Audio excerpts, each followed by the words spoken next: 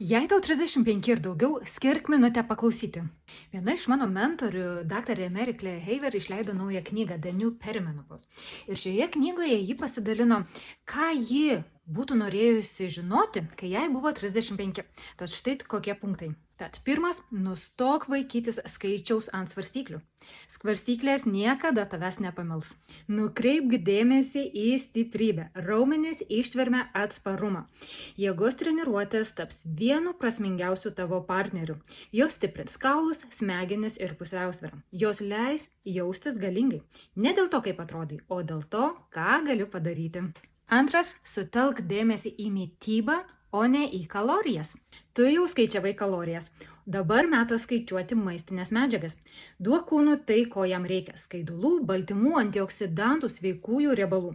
Maistas yra daugiau nei tik kuras. Tai informacija, kuri nurodo kūnui, kaip funkcionuoti, kaip kovoti su uždegimu ir kaip sveikai senti. Trečia, domėkis apie menopauzę. Kuo labiau suprasi biologiją, tuo labiau gerbsi tai, ką tau sako tavo kūnas. Ketvirta, priimk senėjimą ir netektį.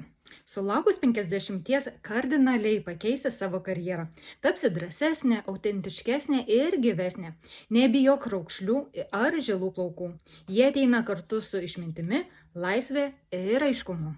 Ir penktas, sutelk dėmesį į ilgą amžiškumą. Sveikata nėra tavo svoris ir sėkmė nėra tavo užimtumas.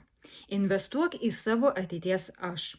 Išsaugok raumenis, saugok širdį ir judėk tiesioginė ir perkeltinė prasme. Ilgaamžiškumas nėra tik apie ilgesnį gyvenimą, tai apie geresnį gyvenimą kuo ilgiau. Jeigu buvo naudinga, pasidalink šiuo video su savo sese ar drauge.